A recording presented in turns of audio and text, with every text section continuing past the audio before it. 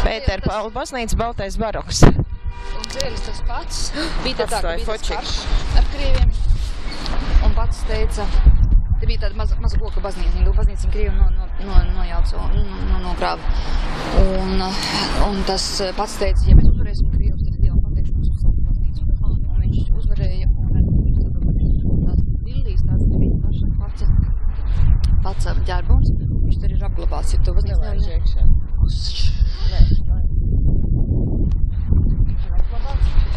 pats vārdu spēli.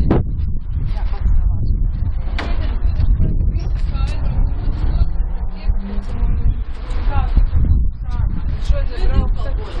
Nu jā, bet jābrauc ir citu brīdi. Šausmīgs teicis, viņš saka, ja viņš redzēs, ka mēs staigājam pa baznīcu, viņš mums izlidinās ārā, mēs varam vienkārši iet iekšā un bišķiņ paklausies, tur skaists. Paca baznīcā.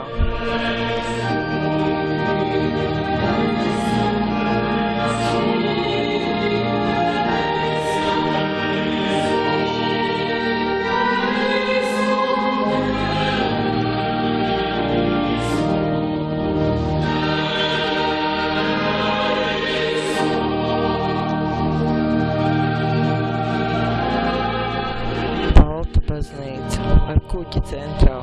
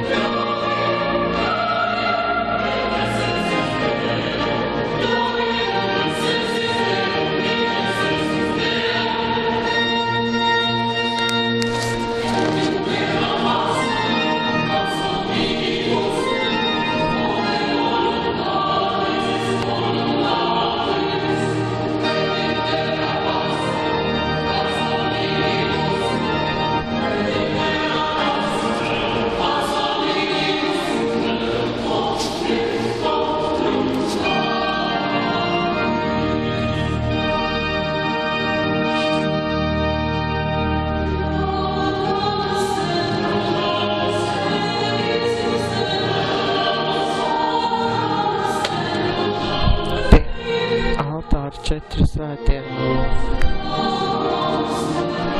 Ļoti īpatnēja kanceli.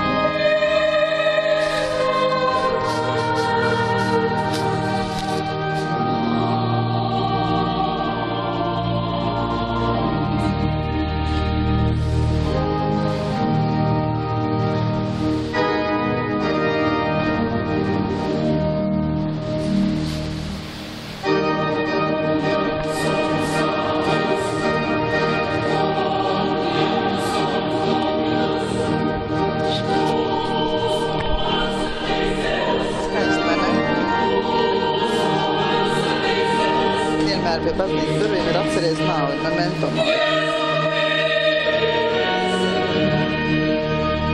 Jā, kas gan cits, 4 svētie, kas viņam no abām pusēm redzami, skulptūras, tie ir populārākie apustuļi. Jānis, Lūkas, Marks, Matejs, tie ir viņa atveidojumi. Tālāk, pēc tam kreisajā pusē, ja mēs šitā ejam, tad kreisajā pusē viena liela glezna, kur ir atveidots pats. Tā ir viņa glezna. Un otrā pusē ir šīs... Tur arī bija tā kā Kristus. Viņš bija sarkans tāds, jā? Jo viņš ir mainījis vietu, jo principā viņš senāk stāvēja kreisajā pusē, un pat cik es neredzu, es redzēju, ka bija kaut kāds sarkans pleķīts, ja? Tad laikam viņš ir pārvietots uz labo nišu. Tas ir Antakaļņa Jēzus, tā saucamais. Tas pats, ko mēs redzējām? Nē, tas ir arī nācis. Jā, šis ir tas rajons, Antakaļņa rajons, un viņš vienkārši no vienas slēgtas baznīcas viņš ir pārvietots uz šeieni. Pats kapa plāksne pie durvīm. Tāda īpatnība, ja, skulptūra kā tāda dzīviem matiem. Un tas Jēzus, viņš arī ir no šīm brīnumdarītājām, brīnumdarītajām tēliem, teiksim, ja. Tā, tad tas bija centrs, pēc tam skatoties, pirmā kapela, kur jūs ejat, tā ir Kristība kapela, bet tur nekā īpaši nav ko rādīt. Bet šajā kapelā uzreiz, kad jūs ienākat iekšā, uzreiz šādi, jā, tā, tur bija liela grezna. Kristība kapela bija tornī iekšā, jā, bet šito pusi. Viņš ir aiz stūri pat tā, jā?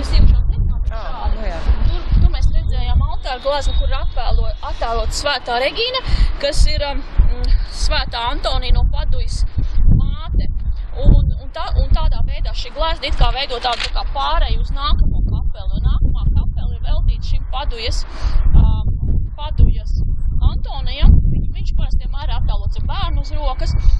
Un viņš bija augustīniešu mūks, un arī pie šīs baznīcas bija portrets, kas arī ieturēja šīs augustīniešu vēdus, un tāpēc tieši viņa tēls arī šeit ir atveidots. Un viņš ir nācis cēlies pats no Āfrikas, un tāpēc es jau jums arī rādīju, kas bišķiņ aizkavējāmies. Tur ir tāda tā kā ziloņa galviņas redzams. Es šobrīd runāju par kreiso pusi, ja?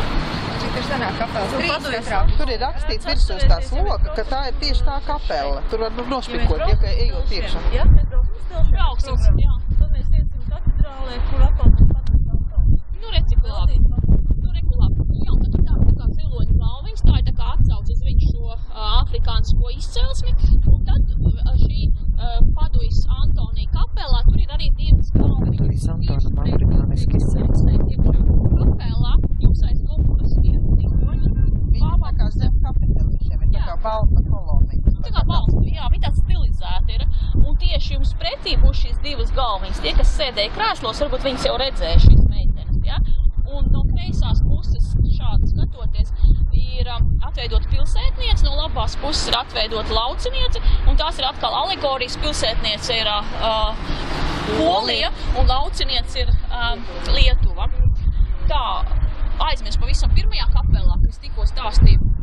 Pirmajā kapelā ir atveidotas, aizmirst pavisam pastāstīt, tur ir atveidotas žēlsirdības alegorijas. Jo principā vispār visa šī baznīca, visi šīs baznīcas tēli, viņi ir saistīti ar žēlsirdību, ar līdzjūtību un ar karu. Tie ir galvenie motīvi, ja? Karš, līdzjūtība, žēlsirdība. Un tāpēc visādos veidos tiek apspēlēti gan mitoloģiskos tēlos, gan reliģiskos tēlos, gan sadzīviskos tēlos šie motīvi, karš un žēlsirdība. Un pirmajā šajā kapelā, kurā mēs iegājām iekšā, tur, ja jūs pastīsties šādi šķērsam, tad jūs redzēsiet arī tādu meiteni, ļoti skaistu meiteni, kas ir tā kā noliekusies šādi, un viņai ubaks tiek roku, var redzēt, ka viņam viens kājas trūkst, tur ir tāda tā kā protēze, ļoti labi to visu var redzēt, un viņi viņam sniedz žēlstības dāvanu. Tas ir kurās šī pusē? Šajā pusē, es izlaiku šajā pusē vēl esmu. Tas viss ir kreisajā pusē. Nu jā, tāpēc, ka tā. Labi, tad mēs izlaiku pa kreiso pusējam, un pēdējā pati kapela, tā bija, kas bija pēdējā kapela? Tā vai tā kapela, tā ir kontrola, šitas te Šķērsjoms. Tur bija šī brīnumdarītāja. Tā ir mana mīļākā. Tā ir mīļākā, Dāņa pastāsti. Es nezinu, ko stāstīt, bet viņa ir atvesta no Romas. No Itālijas, jā. Un viņa lauž zibeņus. Jā, tur ir tāds skats, ka Dievmāte... salauž zibeņus tādus. Un atkal kārtējā brīnumdarītāja ikona. Atkal. Tā ikona ir piedarījusi vienam Kas tur ir attēlots? Kas ir brīnumdarītāja? Tā ir Muturgotis, Dieva māte, Marijas Viņam vajadzēja dievišķu atbalstu. Karš bija bijis, un tas cilvēks saprot, ka Dievs ir saniknojies, un Dievs ir ļoti, ļoti niknis, un tur ir tāds arī stukā attēlots Dievs, kurš met zibeņus, tāds pamatīgs tāds. Un viņi salauž to zibeņus. Un to atveda viens bīskaps, pats sev no Romas, bet viņš jau redzēja, ka viņi ir priekš savas mājas kapelīņas. Šo pilsētu no šī mēra. Un tad viņš saprata, ka jāpārnās uz šejienu. Es vēl par to kapelu, par to pašu kapelu. Es visu izstāstīju par tiem zibeņiem, ja mēs nesapratu, kur tie zibeņi, bet tur ir attēlots tātad, ka Dievs ir saniknojies pēc tā kara, karš bija drausmīgs, Dievs ir šausmīgi saniknojies, un vienīgā, kas šo Dieva niknumu un šo Dieva dusmas var mīkstināt, vai tos viņu, un tas Dievs ir attēlots tā, ka viņam tādi zibeņi nāk, un viņš ir štukā tāds liels, un viņam tādi zibeņi skrien. Neuzīmēt, viņš ir skulptūra, jo šikors. Jūs ievērojat, ka viss ir balts, skulptūras ir baltas, un tā, glezna ir tāda. Un tad viņai rokās savukārt ir, ka viņi tos salauž. Jo viņa ir vienīgā tā, kur, viņai rokās ir tie zibeņi, viņa tāds čings, viņa ir zibeņi rokās. Dievmāte rokās salauž zibeņus. Un viņu tātad viens šeit vietējais bīskaps bija atvedis priekš savas kapelas, nolicis tur, bet izrādās, ka viņa ir tā brīnumdarītāja, un tad pārnesa, un tad augšā, tur uz tā štuka, pašā augšā ir tas pārnešanas procesija. Kad tu stiep to gleznu uz šejien. Tā tomēr ir glezna. Jā, nē, tas ir atkal tajā štukā attēlots. Jā, bet tāpat ir tā salaušana ir glezna. Tā salaušana ir glezna, jā, salaušana ir glezna. Jūs nebrīnieties, ka jūs viņu redzēsiet bildēs ar tiem savu sudrabu apkārt, un tagad viņi ir bez sudraba. To sudrabu viņai tos atģērbiņus uzliek tikai dažreiz. Jūs te paņemsiet tādu bukletiņu, un tur viņi būs bez citreiz tie vācieši saka, kāpēc te nav un kāpēc tur ir, tur viņai tikai kronīts ir. Viņi notīri, viņi nesen pirms dažām gadiem notīrīja, un tur tos sudrabus virsū, jo izrādās, ka aiz tiem sudrabiem sakrājās tomēr putekļi un arī tā glezna iet bojā. Un tad vēl viens, ka šeit ir mitoloģiskie tēli, bet, piemēram, ir lūk šī procesī, ka to gleznu stiep, tas ir reāls notikums. Un tur arī reāli cilvēki attēlot, kur te karā ir piedalījušies. Un citreiz atkal alegorijās ir attēlot, citreiz reālas svētki, piemēram, tur pašā augšā arī viens reāls pāvis, kurš tajā laikā darbojās un kāds inocents, kāds tur grāmatiņā ir rakstīts. Jūs paņemsiet tur tāds bukletiņš, tie ir apzīmēti, jā. Tas bukletiņš, kad jūs iesiet iekšā, jūs iedosiet špendīti, iedosiet manaudiņus, un katrs visādā valodās saņems un pasakiet saviem trūkstiem. Katrs arī viņš kaut kādu naudiņu iemet, un tad katrs saņem savā valodā, tur visādās valodās grāmatiņu. Un tā grāmatiņa ir diezgan labi par tām galvenajām lietām izstāstīts. Tad, piemēram, tur ir tāds... Sandra, tu nebija gadījumā tas Tiškevičs, mēs tā Daina runājam. Tas, kas... Jā, tas bīskaps ir Tiškevičs. Jā, tos bīskaps sauc Tiškevičs, jā. Nu, lūk. Tas bija Latvijā izgatavot. Jā, Guļa Lustra ir... Tas ir Noas Šķiets, tas ir pasaules glābējs. Noas Šķiets ir pasaules glābējs un Liepājā izgatavota lustra, tā ir... Jā. Tā ir bezmaksas partija. Vienmēr sakot, ir tā, par tiem, labi es izstāstīšu jums to arī autobusā, jā? Bet lustrai tiešām ir nozīme un vairākas nozīmes. Viņi sēž to otrā pusē. Es izstāstīšu autobusā. Labi. Tā nav grāmatītā viņa. Viena nozīme, ka baznīca ir kuģis joms, teiksim, mācu valoda arī, pat joprojām tā ir palicis, ka joms ir šif. Tas saucās šif. Jā, kā kuģis. Jo baznīca kā kuģis bangošā okeāna vidū, kā glābšanas, kā kaut kas, tas viens simbols numur viens. Nu, otrs, viņiem izgatavots altārs Zviedrijā. Altāri veda ar kuģi pāri Baltijas jūrē. Kuģis nogrim ar visu altāru. Un atkal tas simbols, tas kuģis, kurš veda to altāru. Tagad ir tāds altārīts izgatavots, bet tas īstais altārs ir jūrā. Baltijas jūras Zviedrijā. Jā, no Zviedrijas. Kurš altārs? Viņiem šitai baznīcai tas ļoti īpatnē. Tai baznīcai tā, ka... Nē, viņš nav, viņš ir nogrims. Respektīvi, tai baznīcā ir tāda īpatnēja lieta, ka viņiem ir ļoti bagātīga visa baznīca un altārs pēkšņi izskatās tukšs, jo tas pats nomira. un naudas vairs īsti nebija, un diezgan ilgu laiku stāvēja tas altāra daļa vispār tukša, bet pasūtīja to altāri no Zviedrijas un gāja ar kuģi un nogrima. Un tad vispār nebija. Tagad tas altārīts ir tāds maziņš, un tur ir tās gleznas ir vēlāk pievienotas, jo vienkārši nebija toreiz tās naudas vairāk. Un tad, kad iet tālāk, un tas viss tā uzbūve, tur ir apmēram 2000 dažādu skulptūru, tā uzbūve ir domāta pēc teātra principa. Teātris, respektīvi, mēs jau zinām, ka baznīcās lasīt nemācēja, tad attēloja bībeles, bet šeit ir ne tikai bībeles, šeit ir pilsētas vēsture, šeit ir mitoloģija, šeit ir reāls personas, reāls kara ainas ar reālām personām attēlot. Bet ir viens skatītājs visam tam teātrim, un tas ir Dievs. Un Dievs ir redzams, Dievs attēlots tādā veidā kupolā iekšā. Kad skatās uz augšu, pašā kupolā ir skatītājs. Tā kā bīskaps, tur bija tā kā bīskapa. Tur ir Augustīns arī, bet pašā kupolā, vēl augstā. Pilnīgi kupolā, pašā kupolā augšā. Dievs skatās. Nu, lūk, un tad vēl viena kapeliņa ir ļoti svarīga, tā ir Svētās Urzulas kapeliņa, jo tur Svētai Urzulai ir tātad viņa kļuva ticīga, aprecējās ar pagānisko Anglijas princi, bet uzstādīja 3 noteikumus. Sacīja, viņam ir jākristās, to viņš izdarīja, un tad viņa grib braukt svētceļojumā uz Romu, un viņa ņems līdzi savas 11 savas pavadones. Un tad viņas organizēja to svētceļojumu, nonāca Ķelnē. Tā ir leģenda, to var atrast. Nonāca Ķelnē, un Ķelnē viņām uzbruka atkal pagāni. Nu, tur tāda bija. Un tur viens tas pagāni, tas vadonis, iemīlējās viņā un teica, labi, es tevi paglāpšu, un tās pārējās visas novākšu. Un ir izaugusi tāda leģenda, kad ir runa, ka viņa bija savākusi 11 tūkstoši jaunavas. Ir runa par jaunavām viņām visām. Bet tā Urzula teica, nē, es nebūšu tava sieva, un punkšs visus ņēma visus ņēma ar bultām nogalināja. Nu, un visas tās meitenes nogalināja. Un tad tas ir attēlots tur, un tad ir attēlots tas 11 tūkstoši jaunavas. Bet izrādījies, tagad varbūt domāt, ka faktiski ir bijusi lasīšanas kļūda. Runa tomēr ir bijusi tikai par 11 jaunavām, un ka tur ir bijis 11 martīres virģines, jo tas skait ir bijis 11 MV, un to iztulkoja kā 11 miljonu virģines. Bet faktiski varbūt ir bijis 11 martīres, tās mocekles. Baigi interesētā ēka esot, jūs pasieties, kā logiski. Otrā pusē tātad šie ebreju kapi, kurus mēs jau pieminējām no šejienes.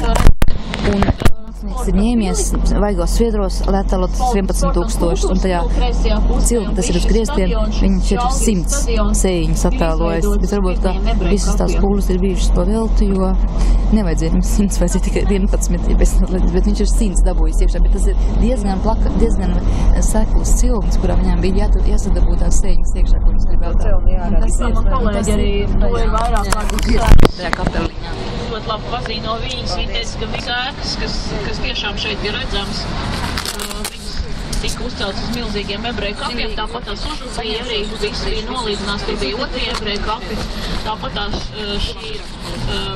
šis Napoleona gājiens uz Krieviju, kas jums jau minēja, milzīgs skaits cilvēku, 200 tūkstoši, man paliekas, faktiski tam nulē. Varbūt, jā, redzēt, 80 tūkstoši guļ kapos, bet arī bija izrakumi kaut kādus vairākus gadus atpakaļ, 2 gadus atpakaļ, ja es nekļūdos kaut kādā jaunajā rajonā.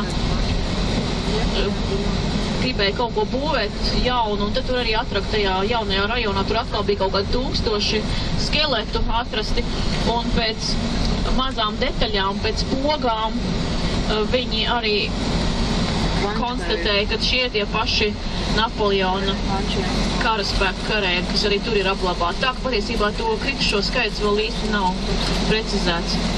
Tā, viss mēs